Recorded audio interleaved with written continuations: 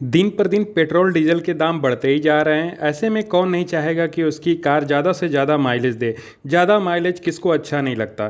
कुछ car honours की complain होती है कि उनकी कार अच्छा माइलेज नहीं देती है।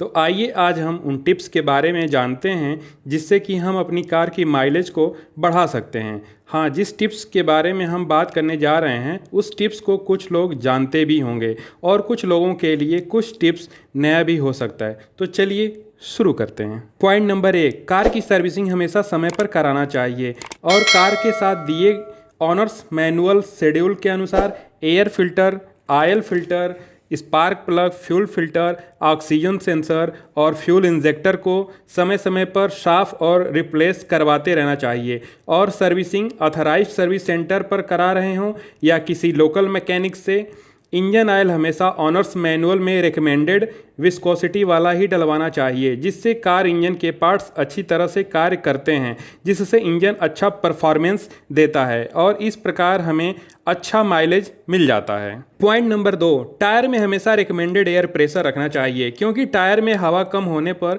टायर का सरफेस कांटेक्ट बढ़ जाता है जिसकी वजह से घर्षण बढ़ जाता है जिससे कार का माइलेज प्रभावित होता है। अगर हमें टायर प्रेशर मालूम करना हो तो हमें यह ड्राइवर डोर के पास मिल जाता है या फिर ऑनर्स मैनुअल में भी दिया होता है। टायर में एयर प्रेशर सही मात्रा में होने पर कार की राइडिंग, हैंडलिंग और माइलेज पर काफ़ी अंतर आ जाता है, इसलिए हफ्ते 2 हफ्ते में टायर प्रेशर चेक करवाते रहना चाहिए। पॉइंट नंबर 3, आपको अपनी कार के पहिए के अलाइनमेंट पर भी ध्यान देना चाहिए क्योंकि पहिए का अलाइनमेंट सही नहीं होने पर एक तो टायर जल्दी घिसकर खराब हो जाएंगे, साथ ही राइडिंग हैंडलिंग भी थोड़ा पुअर हो जाती है और साथ ही साथ माइलेज भी प्रभावित होता है।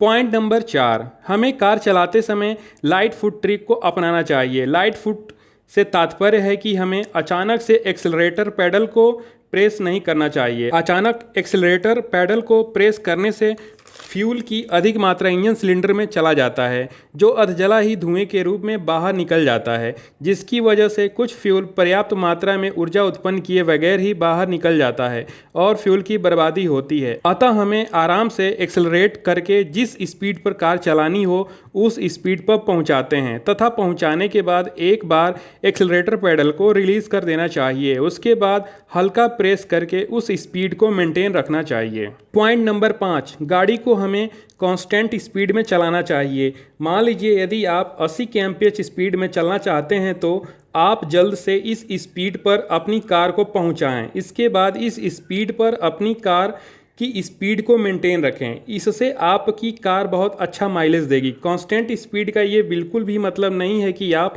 130 kmph पर कॉन्स्टेंटली चला रहे हों तो भी आपको अच्छा ही माइलेज मिलेगा क्योंकि 100 kmph के बाद इंजन पर लोड काफ़ी बढ़ जाता है जिससे कि माइलेज कम हो जाता है। पॉइंट नंबर 6, कुछ ऑनर्स का मानना है कि एसी चलाने से कार के माइलेज पर फ़र्क पड़ता है।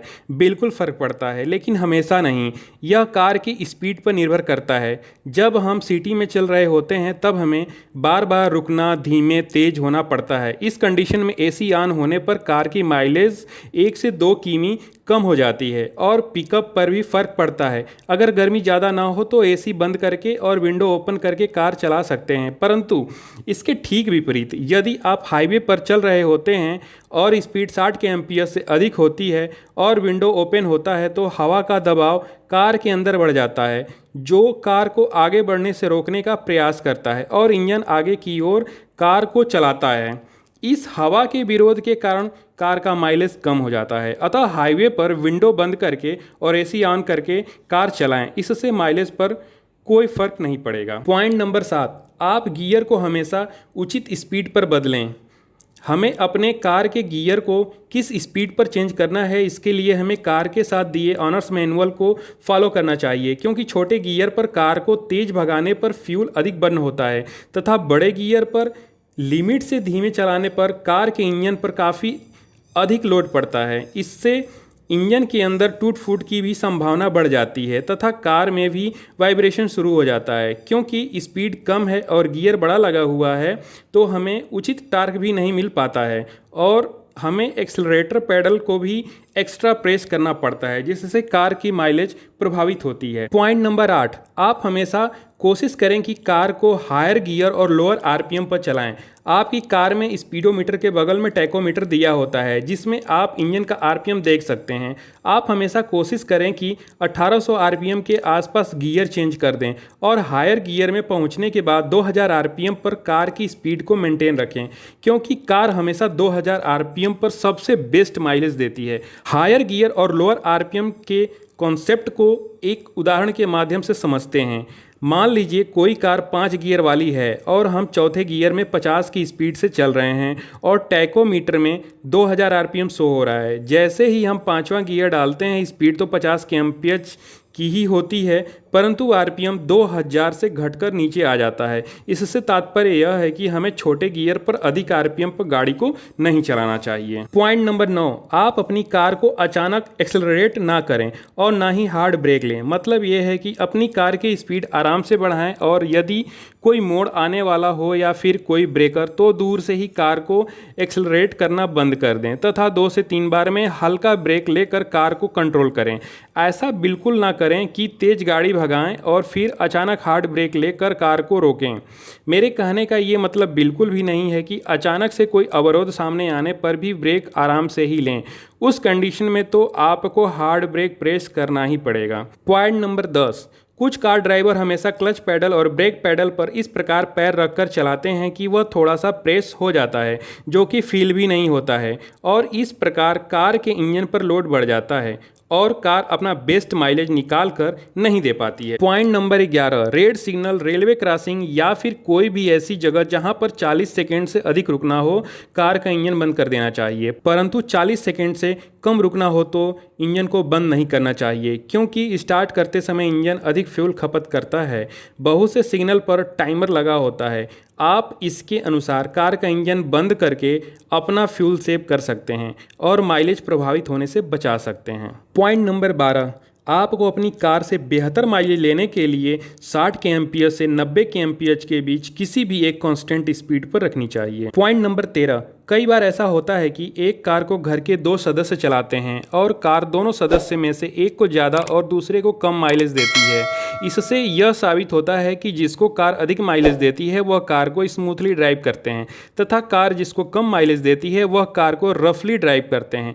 आप ऐसा करने से बचें। आप कार को हमेशा स्मूथली ड्राइव करें, जिससे कार के इंजन का लाइफ भी बढ़ जाएगी और आपकी कार भी माइलेज अच्छा देगी। पॉइंट नंबर 14, यदि आप केवल सिटी में चलते हैं तो आप हमेशा फ्यूल टैंक में 15 से 20 लीटर ही फ्यूल भरवाएं जब तक कि आपको लॉन्ग ट्रिप पर न जाना हो। ऐसा इसलिए कि सिटी में कार को हमेशा स्लो और एक्सेलरेट करना होता है। जिस समय हम अपनी कार की स्पीड बढ़ाते हैं उस समय कार के भार का माइलेज पर अधिक प्रभाव पड़ता है। इसलिए फ्यूल टैंक आधा भरवाने से 15 से 20 kg का भार इंजन पर कम पड़ता है, जिससे कि माइलेज पर थोड़ा बहुत प्रभाव तो पड़ता ही है। पॉइंट नंबर 15, यदि कार में कोई अननेसेसरी सामान रखा हो तो उसे निकाल देना चाहिए। यदि कार पर रूफ रैक लगा हो और उसका कोई उपयोग ना हो तो उसे निकलवा देना चाहिए। कुछ लोग कार के आगे और पीछे बड़े बड़े बुल गार्ड लगवा देते हैं जो काफ़ी भारी होते हैं, जिनसे कोई फ़ायदा तो नहीं होता बल्कि नुकसान ही होता है। इन बुल गार्ड की वजह से एयर बैग के सेंसर भी सही प्रकार से काम नहीं करते हैं और इनके भार की वजह से माइलेज भी प्रभावित हो जाता है। पॉइंट नंबर 16, यदि आप ऊपर बताए टिप्स को फॉलो करते हैं इसके बाद भी आपकी कार अच्छा माइलेज नहीं देती है तो आप पेट्रोल पंप बदल कर देखें जहां से आप पेट्रोल या डीजल लेते हैं। हो सकता है वहाँ पेट्रोल ही कम मात्रा में दिया जा रहा हो, इसलिए आप हमेशा ट्रस्टेड पेट्रोल पंप पर ही कार में पेट्रोल भरवाएं। पॉइंट नंबर 17, यदि आप अपनी कार को स्मूथली चलाते हैं इसके बाद भी कार का माइलेज गिरता ही जा रहा है और आपकी कार 80,000 या 1 लाख या फिर 1 लाख से ऊपर चल चुकी है तो ऐसा हो सकता है कार के इंजन में कार्बन डिपॉजिट हो गया हो। ऐसे में आपको अपनी कार का डीकार्बोनाइजिंग करवाना चाहिए। यदि यह वीडियो आपको अच्छी लगी हो तो इसे लाइक करें, शेयर करें, मन में कोई प्रश्न हो तो कमेंट करें और यदि आप हमारे चैनल पर नए हो तो इसे सब्सक्राइब करें। तो इसी मैसेज के साथ हम वीडियो को समाप्त करते हैं कि यदि आप 4 व्हीलर चलाते हो तो सीट बेल्ट जरूर लगाएं और 2 व्हीलर चलाते हो तो हेलमेट जरूर पहनें। साथ ही साथ ट्रैफिक के सभी नियमों का पालन अवश्य करें। जय हिंद, जय भारत।